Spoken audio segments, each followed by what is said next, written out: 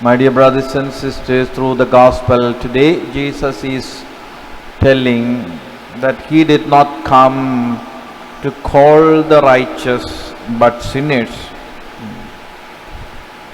Jesus came to serve sinners. Jesus came to acknowledge the worth, dignity and uniqueness of sinners. Matthew was a tax collector, one who collects tax for the Roman emperors. In a way we can say he was a politician. We also consider or sometimes label politicians as corrupt. The tax collector, Matthew, very often threatened people in order to collect taxes. So he was not loved by people. He was disliked by everyone. And he knew that people don't love him, people don't accept him. But Jesus, being a prophet, an accepted person in the society, called him, "Come, follow." So he was touched by Jesus' invitation. And then he all on a sudden decides to follow Christ. On the following days, Matthew arranged a party, a dinner, where he invited all his friends. And most of his friends might be politicians, the so-called sinners.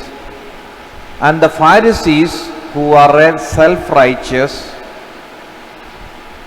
they did not like it. They judged Jesus, saying, "You be a prophet, you be a spiritual figure. How can it possible that you mingle with sinners? You eat with sinners?" Now, the question that we need to ask ourselves is, who are we like? Who are we like? Are we like Matthew, or are we like Pharisees? Matthew, he admitted the fact that he was a sinner. But then now he is chosen, selected, called by Jesus. And so he understands that his friends who are sinners, they also need to be saved. So he calls them, he invited the sinners so that they could also be saved. Pope Francis says or admits that he was a sinner, but now by the grace of God he has been chosen. He was lowly, but now chosen by the Lord.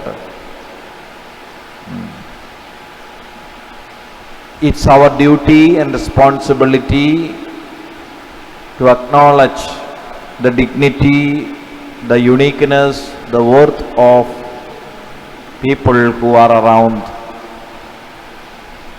And it is our responsibility to inspire others towards holy life, to lead a holy life. We need to also befriend with the so-called sinners, but then don't forget to invite Jesus.